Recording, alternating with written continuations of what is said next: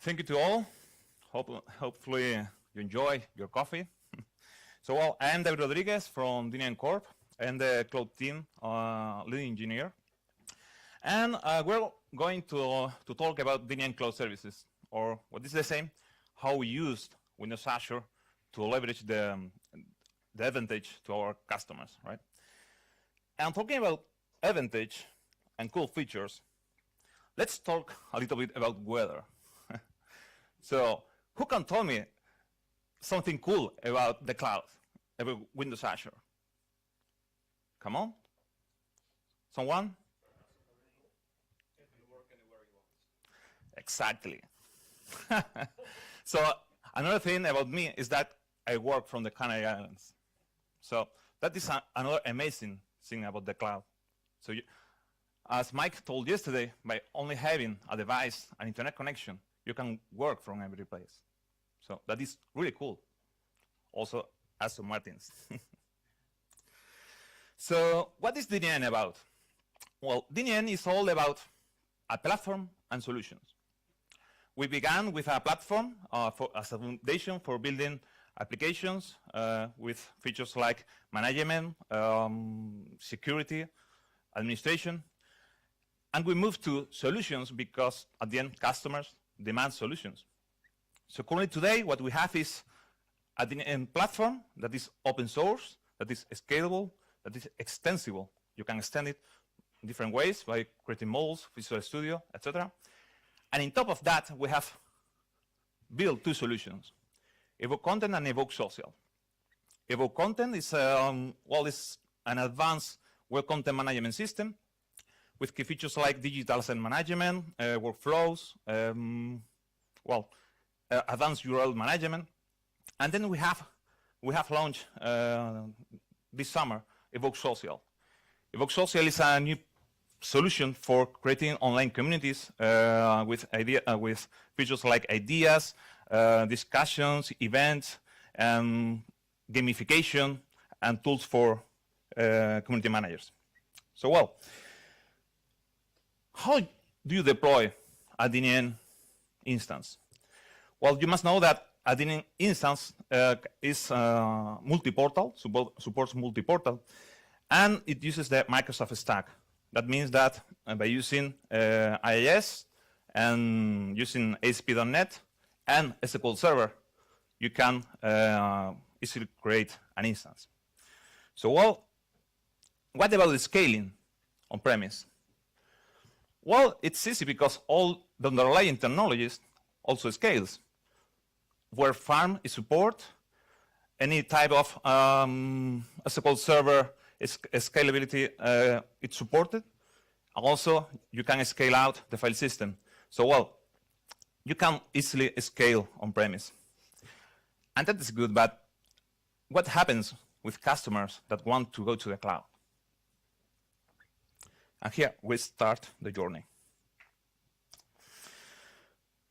Today we have 3 flavors to deploy DNN into the cloud. I think that all of this, you know a lot about all of these flavors. Websites is just to go to the portal and just by simple following the wizard and browsing the web gallery, just in some minutes just install a DNN instance like any other web application there. Other way, of course, virtual machines.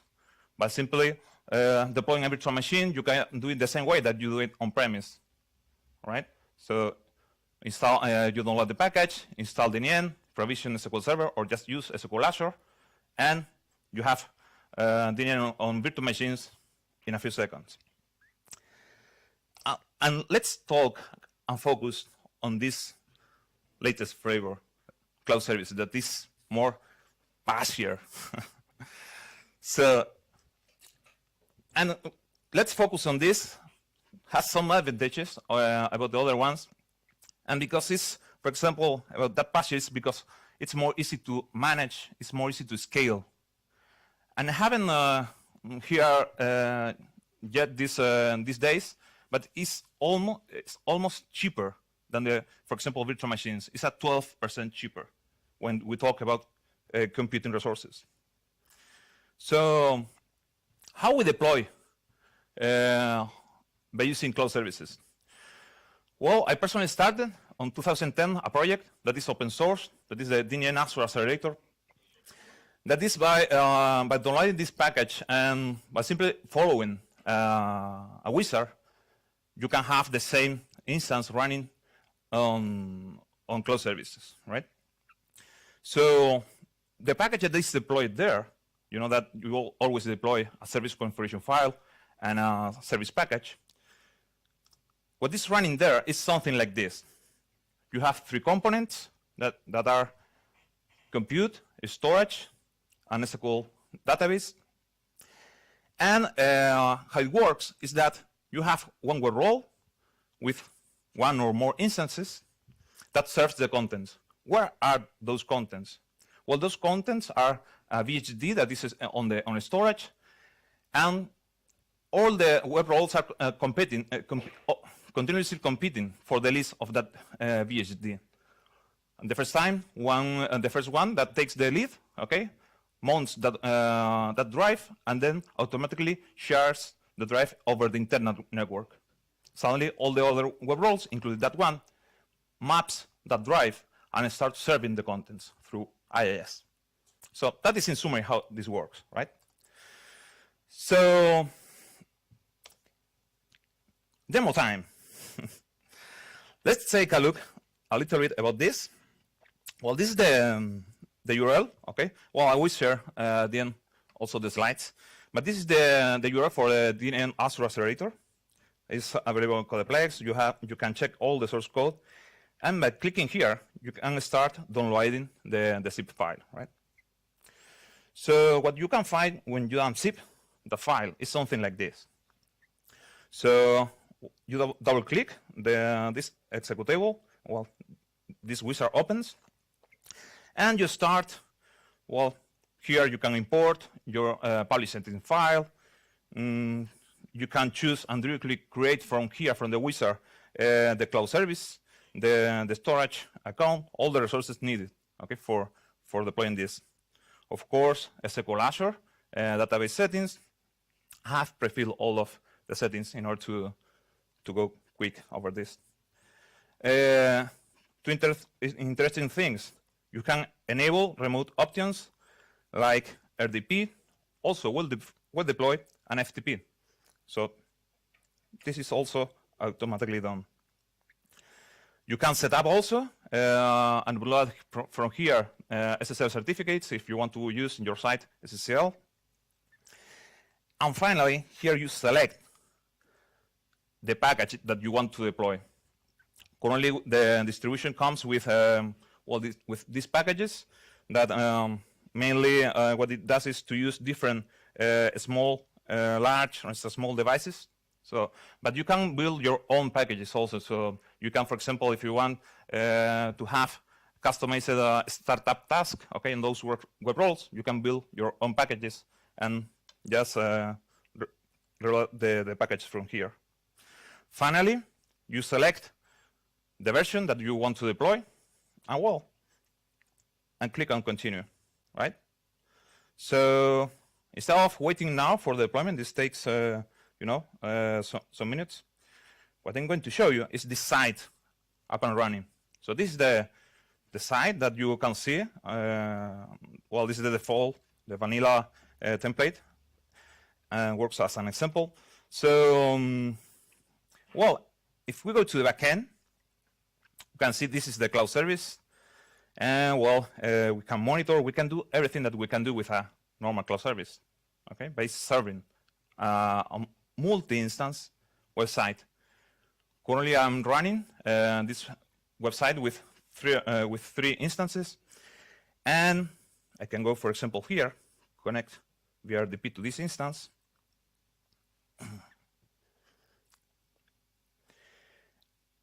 And what we can see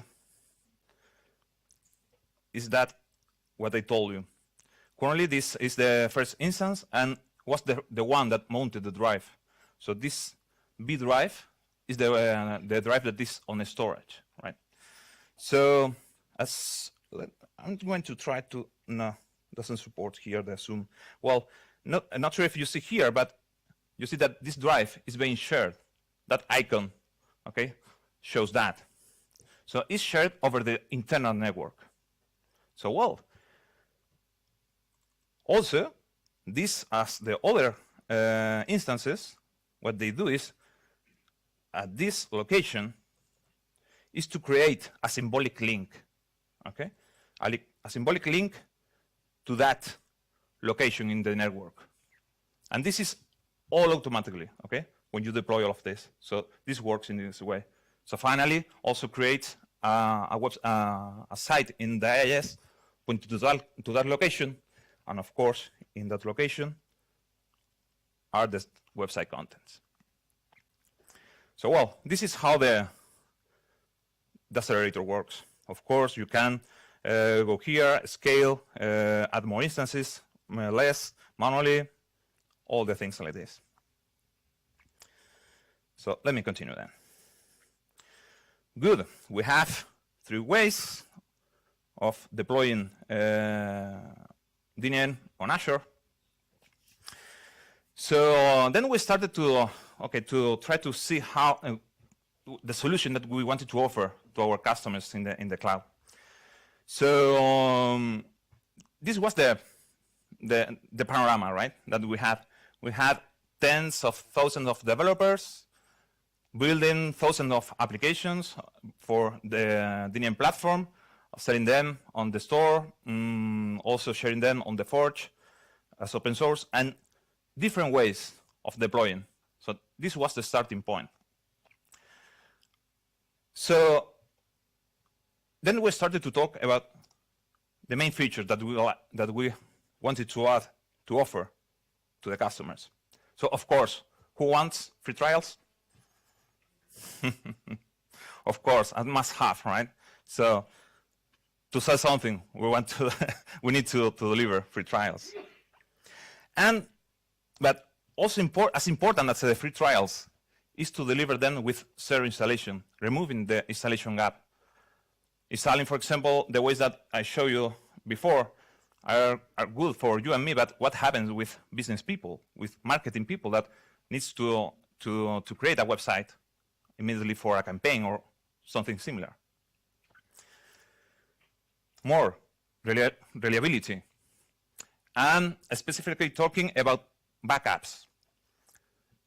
We talked about adding SQL backups, and not only about the database. You know that DNN installation is all about contents on the file system and the database. So the backup is both that pair, right? So not only SQL backups, also requested backups by the customer through the UI that they could download and install on-premise, automate, and also event-driven backups. Like, for example, if we are going to run an update on the devices, a backup should be taken automatically. In order to, if something fails, we should have the ability to roll back and working like a time machine. You got the idea? Update ease. And so we wanted to offer our users the ability to if they were running a production site, have a way to deploy and test and update on a staging environment. So, for example, if they want to try a module or a new module, or just run, including also running a stress test, they could do it to a staging device instead of doing that on production.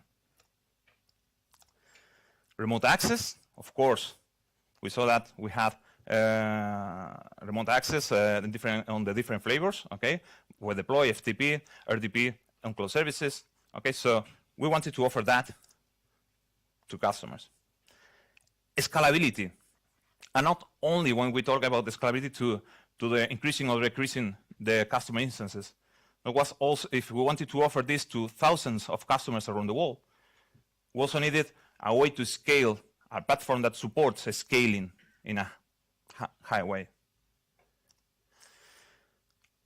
finally, cost-effective. If we were going to deliver trials to the customers, like all of you want, of course, we could not deliver one instance or multiple instances for free for the trials. Should not be cost-effective. So we will have to find a way to see how to manage that. But the most important about all of this one was simplicity. Simplify, simplify, simplify. Was the most important one. Do the things simple. So don't overload the things. Do the things simple, right? So well, this were in summary the things. So how at the end we decide at the end to implement this? Well, for paying customers, we decide to that the cloud services flavor based on the accelerator was what best fit on our needs. Okay, because as I mentioned, the faster way, less management cost, also less resource cost, but what happens for the trials that we wanted to offer? So well, more than a year ago, we started to work directly with Microsoft, and they were working in a piece of software that they started to call Antares. Who knows Antares? Okay. No more MVPs raising the hand. So, well, at the end, this finally has seen the light this summer, and the name is Windows Azure Pack that we deploy over Windows machines, virtual machines on Azure. So, but what is Windows Azure Pack? Who knows Windows Azure Pack? I see more hands. Well, in summary, Windows Azure Pack is just the same software that is running Windows Azure websites on the Microsoft data centers that you can download and install in your premise to offer a customized version of the Windows Azure websites. So that is really cool. So the software that is running Microsoft in the data center, you can download and install at your premise. Wow. So let's take a look. Demo time. So, well, for finding more information about the Windows Azure Pack, this is the URL, Microsoft.com, Server Cloud, Windows Azure Pack. Well, I'm sure that you can find with your browsers. Well, here you can find more information. You can download. You can find all the information related to this, right? So, and the architecture of this, okay, about the Windows Azure Pack, is something like this. Well, you will need to start having provisioning some devices for this. You will start by provisioning. Let me zoom it this way. Okay, a device for managing the backend, okay, of all the Windows Azure websites infrastructure. Of course, you will need another VM for hosting the customer portal for the tenants. So it's like the management console that you see, okay, when you access Windows Azure. Okay, VMs for hosting that.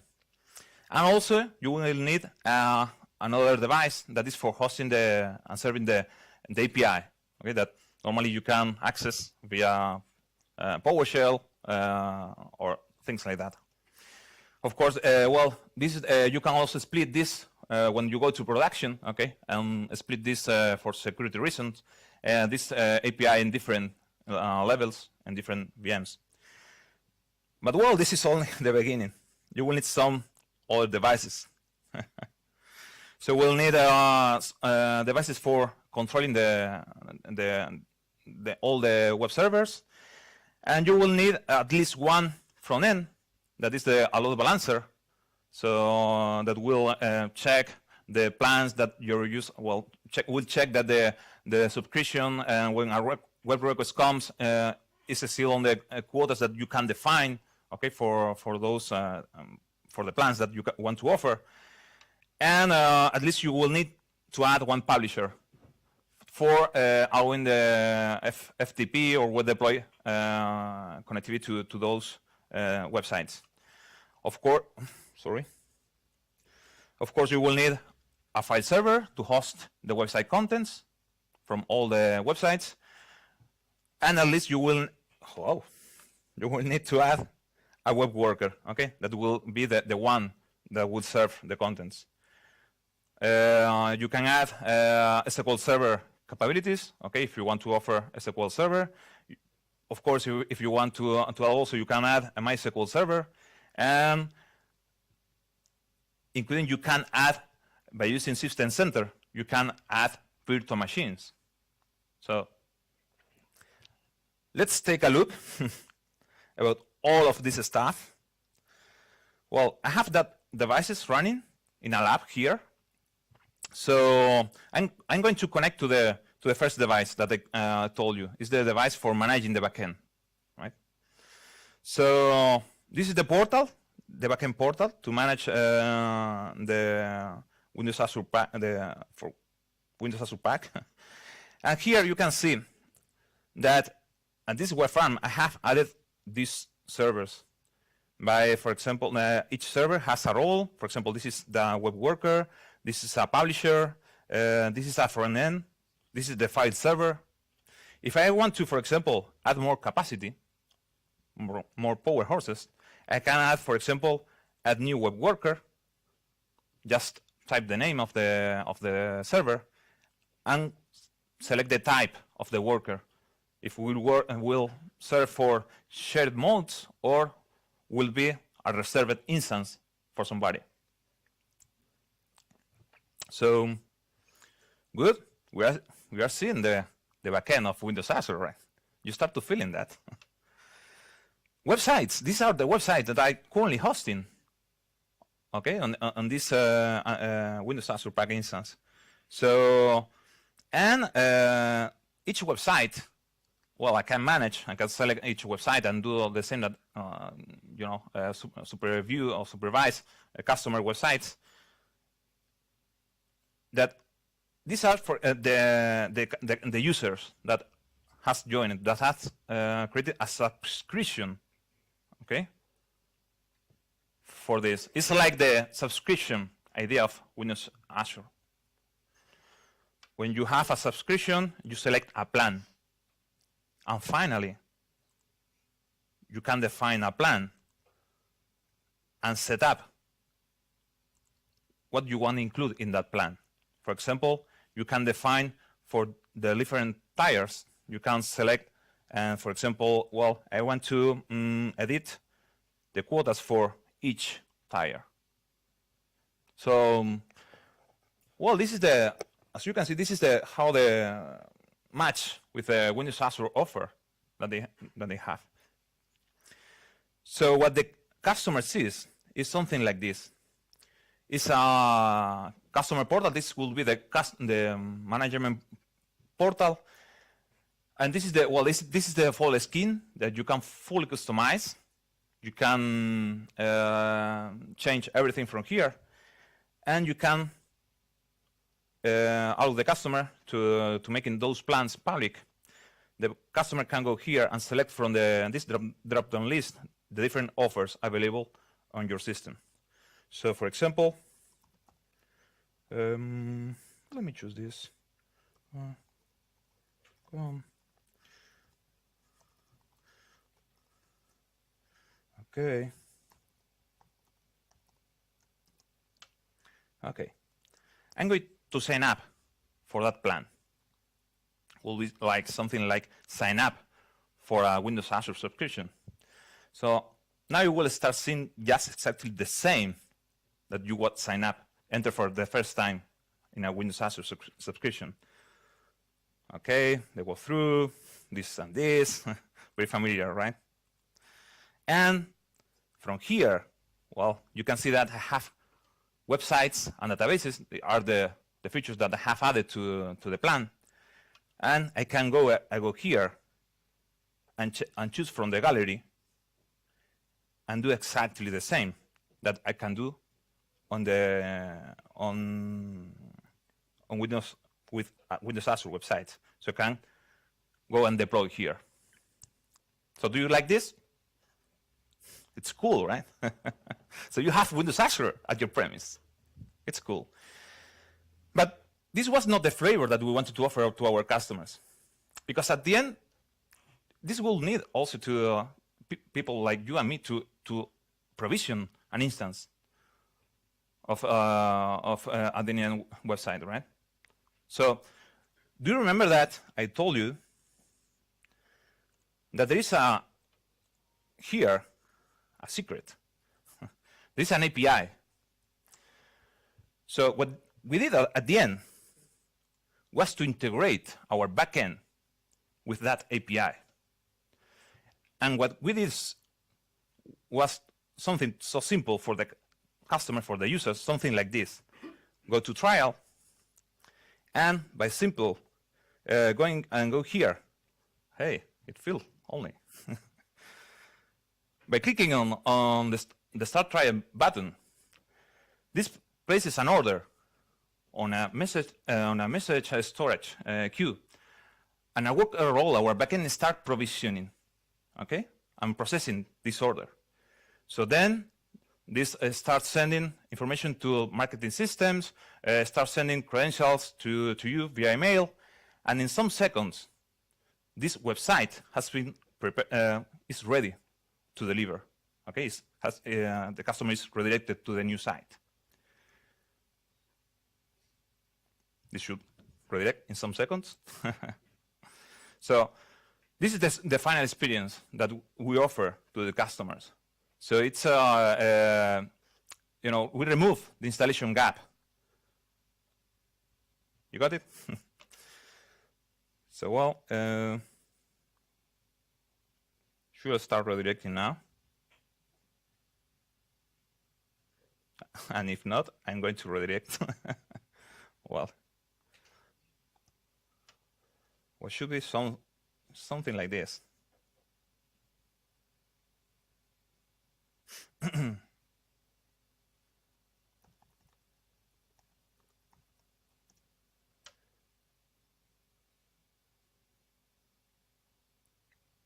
Okay, this is a sample site, okay, of a trial. So what you can see here is it's just the same by default, the same vanilla installed that you can that I show you at the first demo. So do you like it? Good. So well, we talk about how we implemented the trials. And we talked that remember that the platform is a extensible platform. So why not, if there are cool features in Windows Azure, like in-role caching, things like that, why not extend the DNN platform on Azure by using that extensibility? So that was what we did, was to implement, for example, a Windows Azure caching provider that uses in-role caching. So that was pretty cool. And also implemented staging device cloning. That means that if a customer have a production site with the contents and the website, with only one click, we clone the production site into staging, okay, by following the process, okay, by taking a backup, provisioning and staging, and just push the backup into staging. So only with one click. We added, of course, we deploy FTP, RDP capabilities, and also added another cool feature that is offline site support for updates. Normally, when you run a DNN update, you will need to do some things like first, of course, take a backup of your site for if something goes wrong, and then you will need to stop web requests from the wall. because you know that the update process start perhaps updating your bin folder, and that provokes some application restarts on the application pool of the IIS.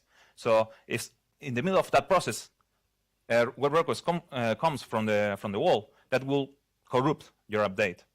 So what we did is just to have an offline site ready on IIS.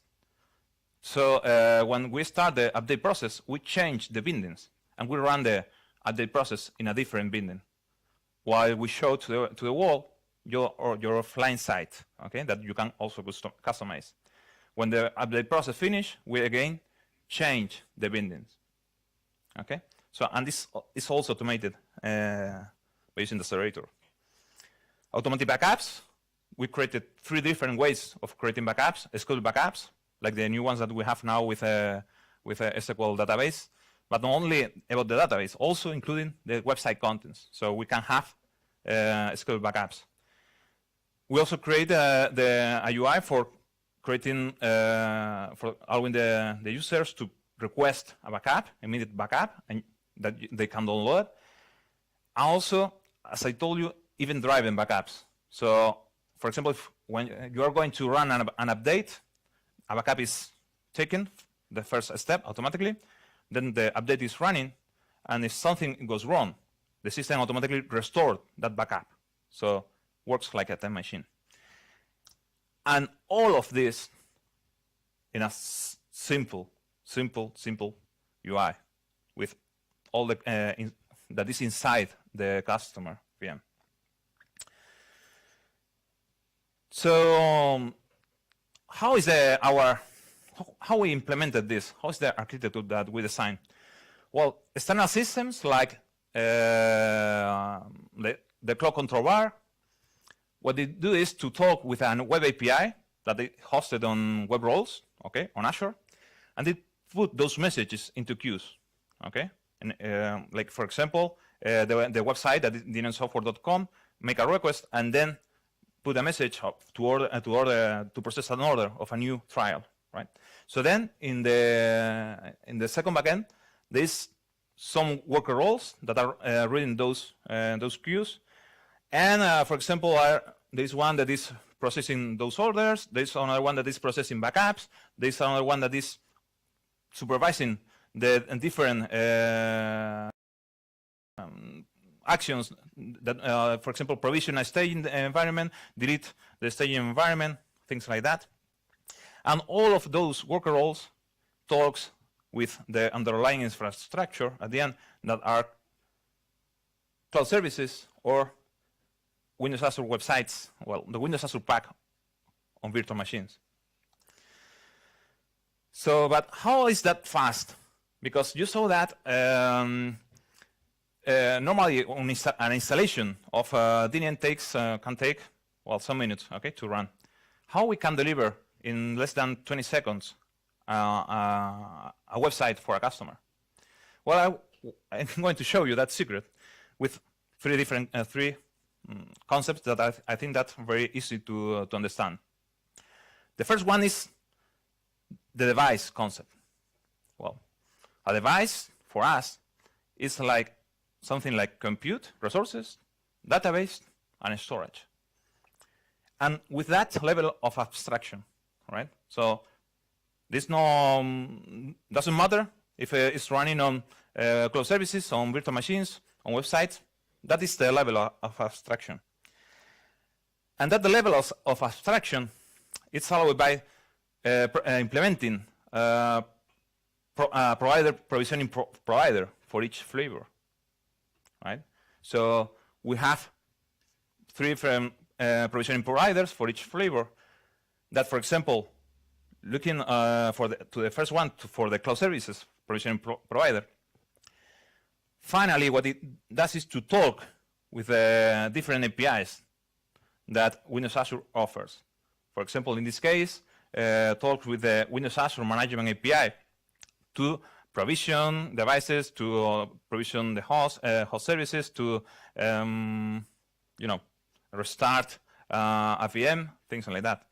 Also talk with the Windows Azure Storage API to create the storage account, to create the containers, to create the VHD, that way.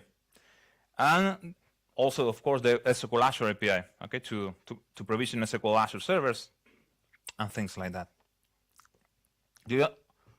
Is this clear, these two concepts? Okay. So the third concept is the funny one, the device pool. What we created is the concept of device pool. That is something so easy, so silly, that a buffer of pre-provisioned devices. So what we have, if per different products, per different technology, per location, and per language, we have pools of devices that have been pre-installed in an automated way. And we can define a minimum and a maximum of devices that we want on each pool. So each pool will always have a minimum of those devices, and between the minimum and the maximum, then some rules, some heuristic rules, and depending on the number of the devices being consumed in the latest X minutes, so we'll add more extra capacity, okay, or remove, okay, depending on that. So I'm going to show you demo time. Something also about this.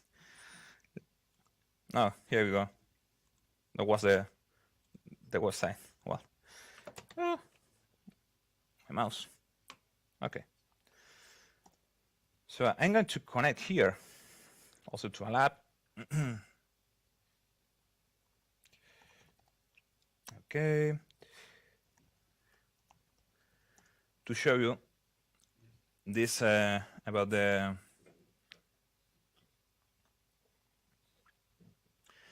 okay. I'm going to show the pools. And what you can see here that's just what I told you. Different pools. We have different pools per product and language, also by location. And we have ready devices to deliver. So it has been pre-installed, right? So we can find, okay, a lot. We have also cloud services, okay? It takes more time to provision than the websites. But, and if I go here and click on the details of a device, let me zoom it here. Well, this is, for example, the configuration settings for this device. Well, the language, these and database sizes that we want to offer for this type of trials, the package that we build and we deploy on those instances, and product type, etc. So I can go here, of course, different actions. I can go and browse, okay, the trial. I can, well, let me try this later, the device.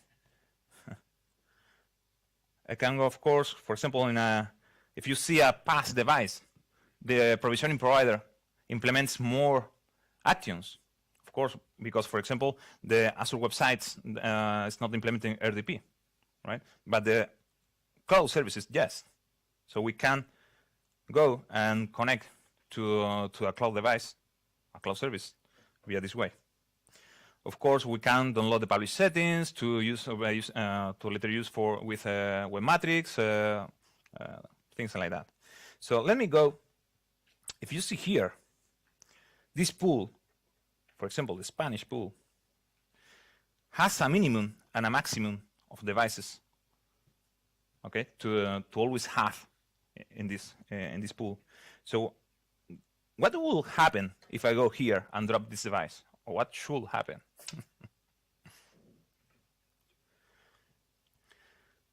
Well, that in some seconds, well, this page refresh I think that every 20 seconds, the device is okay, has started to be deleted, and the worker roles that we have in the backend starts to provision a new one.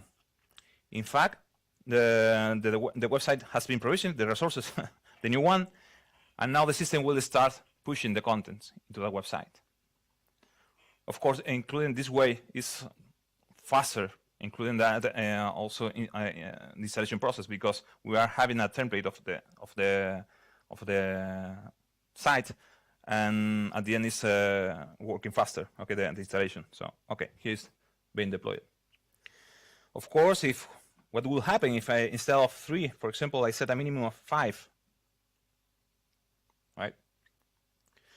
That again, in some seconds, the rules that are behind all of this stuff will start provisioning new ones, okay, for this type of pool and product. Okay. Again, as I told you, this refreshes every. Okay, here we go.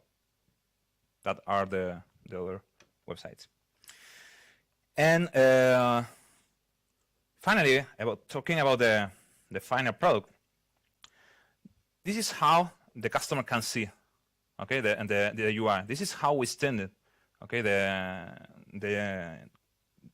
DNN on Azure.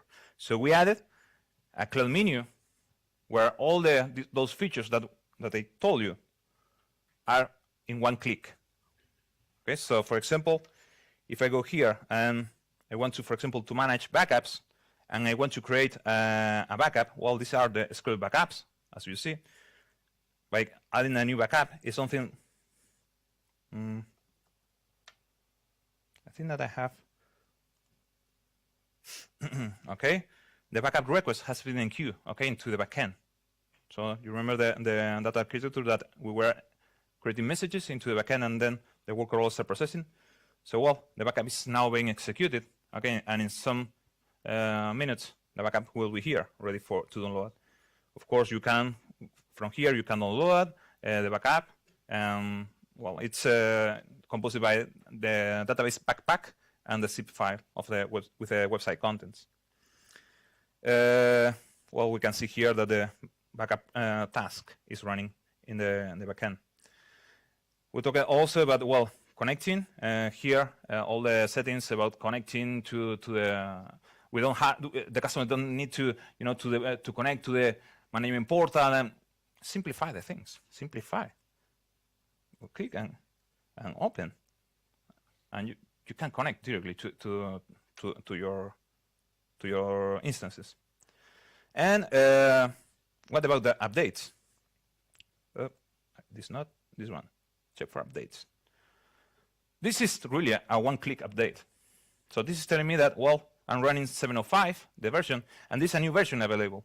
So I can do 2 things. That is to run the update just on my production side, but I can also run this update on the staging environment.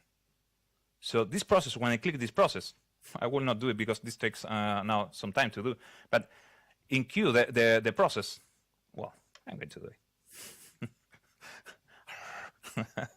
Well, the process initializes and then start processing and updating, okay, your staging environment with the update, right? So, well, as you can see, this now takes 2 backups, one from staging, one from from production, to be sure that if something goes wrong, have the ability to roll back, okay, and work like a time machine. So, well, and this process takes more time, so I think that I will stop here. Do you like it? Good. And finally, ensuring confidence. So, well, we have different ways to deploy on Azure. We have, okay.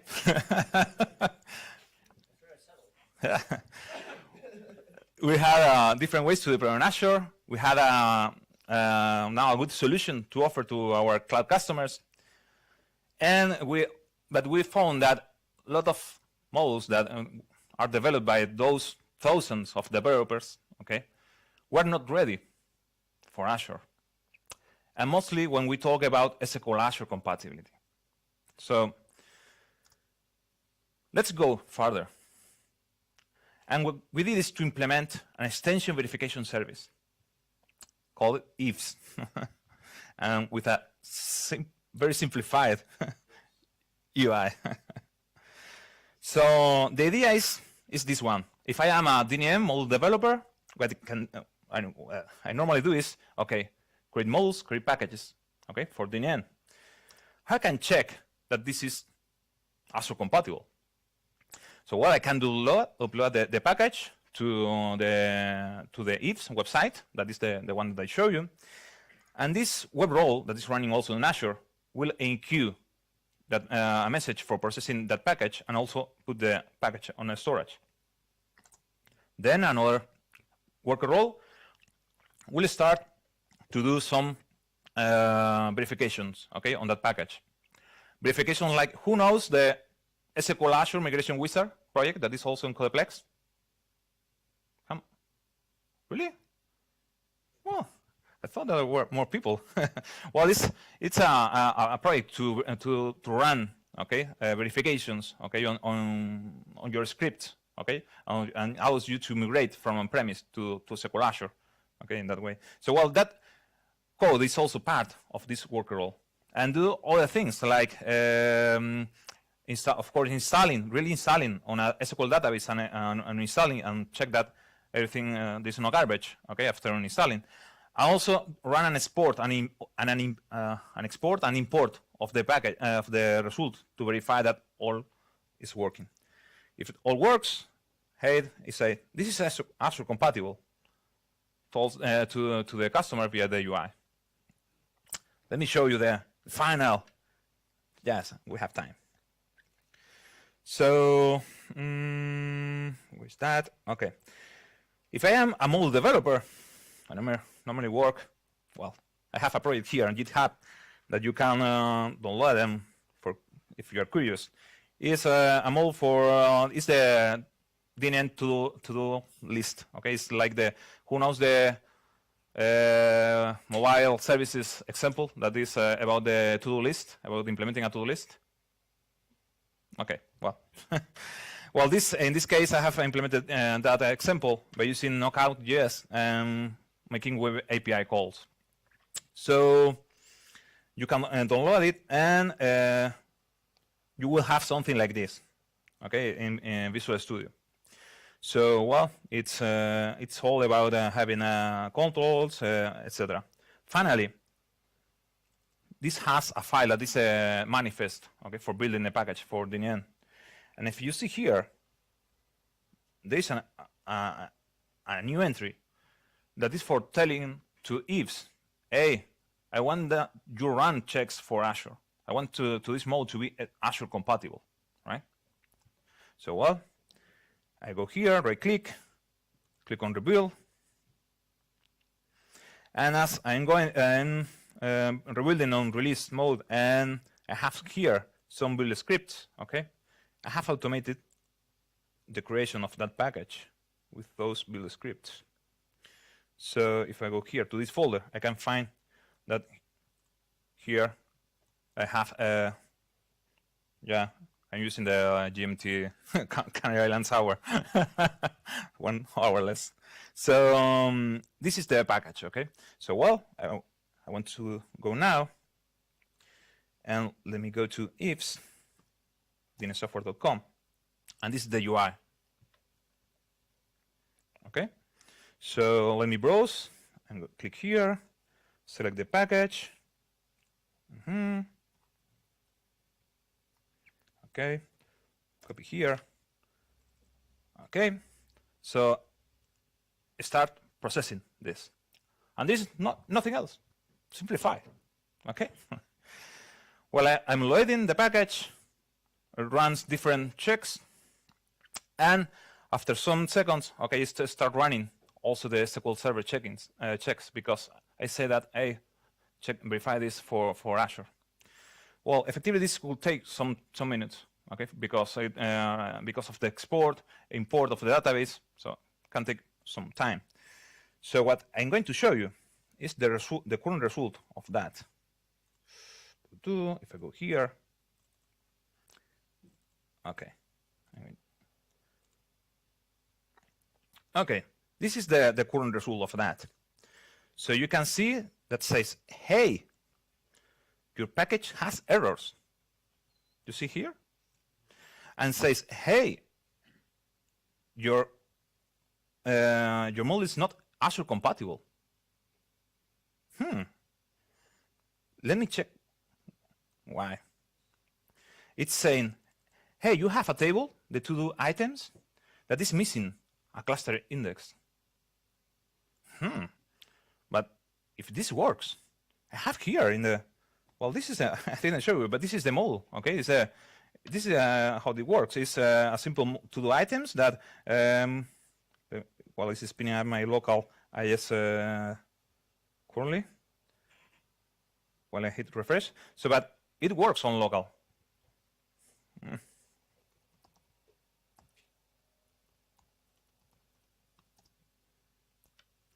So, as you can see, I say hello. Well, it's working, right? So, works in local, why not works on Azure? Because exactly that are not the same rules, okay? When you play with Azure that on-premise. Are some restrictions like this one, and this one is effectively because the copies that SQL Azure needs to maintain there's different copies and needs a cluster index to do that operation. So, hey, so I found that with the ifs. Okay, so let me check my SQL script, and what you can find here is effectively, hey, I had my cluster index, but I forgot to uncomment. Okay. Was not prepared. So, well, if I go here and click and reveal, and I start uploading again all the process, well, the final result of all of this. This is the final one. Let me check. Yeah, this is the final one. So you can see that the package now has no errors and it's SQL Azure compatible. So, and also you can download the Azure Checker output. Do you find this useful? Good. Good thing. So, well, I think that is the things that I want to tell you in this session. Okay, sharing with you how we build DNN Cloud Services. What I want to also to tell you is that DNN is committed with on-premise customers and also with the cloud customers, and particularly with Azure. So what you can expect in the future is that if any new feature coming to Windows Azure, sooner than later will arrive also to our solutions. Also, we have currently focused on cloud services, the trials, solutions, and the verification service. But our goal is all about simplify the things. You will win with that. Okay? So, thank you to all.